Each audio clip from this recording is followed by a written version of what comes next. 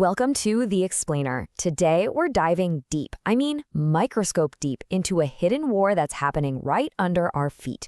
We're going to take some really complex science and break it down into a story you can see and understand. So let's start with the big question. What invisible enemy is out there causing billions, and I mean billions of dollars in crop damage every single year? We're talking about a silent, microscopic saboteur that's hitting our global food supply hard, taking out major crops like soybeans, sugar beets, and cereals. All right, here's how we're going to crack this case. First, we'll unmask our saboteur. Then, we'll look at its devious life cycle, how it hijacks plants, where it's causing trouble around the globe, and finally, the cutting-edge science fighting back. Okay, let's get right into it. Section 1, the billion-dollar saboteur. So who exactly is the tiny culprit behind this massive agricultural crime scene? So the culprit, it's a microscopic roundworm called a Heterodera species, but most people just call it a cyst nematode. Now, here's something really important to get. This isn't some simple single-celled protozoan. No, this is a metazoan. It's a complex, multicellular animal. And that complexity, well, that's the secret to just how devastating it can be.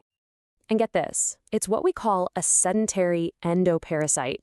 Endo means inside, so it literally burrows into a plant's roots and then just stays there. It sets up shop. It's not just nibbling on the outside, it becomes this permanent, unwelcome tenant, doing all its damage from within. Okay, so this table might look a little academic, but think of it as the pest's scientific fingerprint. Knowing its exact address in the animal kingdom, from phylum all the way down to genus, is absolutely crucial for scientists. It tells them its evolutionary history, its playbook, which is how they figure out the best ways to fight it. All right, so we've identified our bad guy. Now let's get into its MO, its modus operandi. We're talking about a seriously devious life cycle. How does something so tiny pull off such a massive and effective attack? Let's find out. The whole secret to its success, it really starts with this thing called the cyst. And this is not just some egg sac. It's literally the hardened body of the dead female turned into an armored time capsule. It's an incredible survival pod that protects hundreds of eggs, allowing them to just wait in the soil, sometimes for years, for the perfect moment to attack. And this right here, this lays out the entire attack sequence. It all kicks off when the eggs get a chemical signal from a nearby plant root. That's the green light. The juveniles, what we call the J2 stage, hatch and they actively hunt down and burrow into that root. Once they're inside, they settle in, the females swell up with hundreds of eggs, and the worm-like males actually leave the root just to find and fertilize them. Then the whole thing comes full circle, the female dies, and her body hardens into that tough new cyst we were just talking about. It is just a brutally efficient system. But, breaking in is only half the battle. The real damage, the truly insidious part, happens once it's inside. This is what we call the plant takeover. It's a full-on biological hijacking. This is its ultimate weapon. It creates something called a syncytium. Basically, the nematode injects these special proteins that trick the plant's own cells into dissolving their walls and merging together. They form this one giant supercell, a hijacked cellular factory that does nothing but divert all the plant's nutrients directly to the nematode.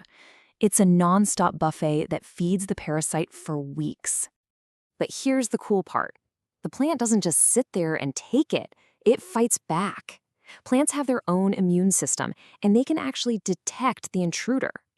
Their cells have receptors that can pick up on the nematode's molecular signature, things like a specific pheromone it gives off. When that alarm bell rings, the plant launches a chemical counterattack. It's literally a microscopic arms race happening in the dirt. And this battle isn't just happening in one field or one lab. Oh no, this is a global pest, which means it's a global fight with intense local battles happening all over the planet. So think of this as the official rogues gallery. It shows you the major players and their targets. You've got Heterodera shakti going after sugar beets in Europe and the US. You've got Heterodera glycines, a huge problem for soybeans in the Americas and China. Each species has kind of specialized, picking its favorite crop and staking out its territory. Let's zoom in on one of these hotspots, the Netherlands.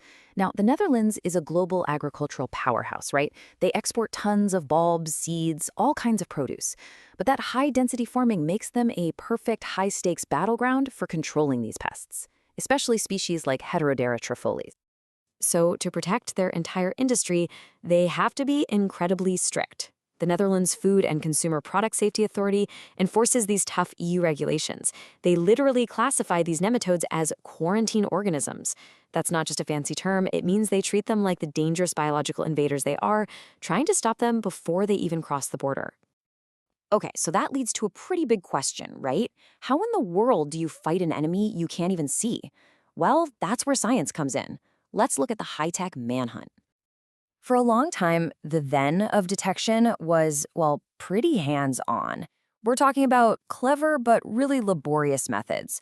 Things like the Fenwick can, which uses water to float the cysts out of the soil, or Cobb's sieving, which uses a bunch of meshes to sort them by size. After all that, you'd still have to get under a microscope and identify them visually. It worked, but man, it was slow.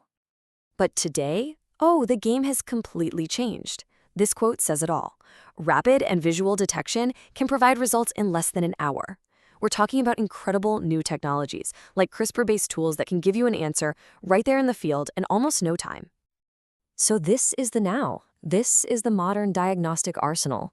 You still have microscopy for the foundational work, but now you can go for the gold standard, PCR and DNA sequencing for a 100% positive ID. Or, if you need speed, you can use something like RPA-Cas12a, which is a CRISPR-based tool for super fast, super sensitive diagnosis right on site. It's a whole new world of detection. Which really brings us to the big final question, doesn't it? As we ramp up global agriculture, can our science actually out-evolve this pest?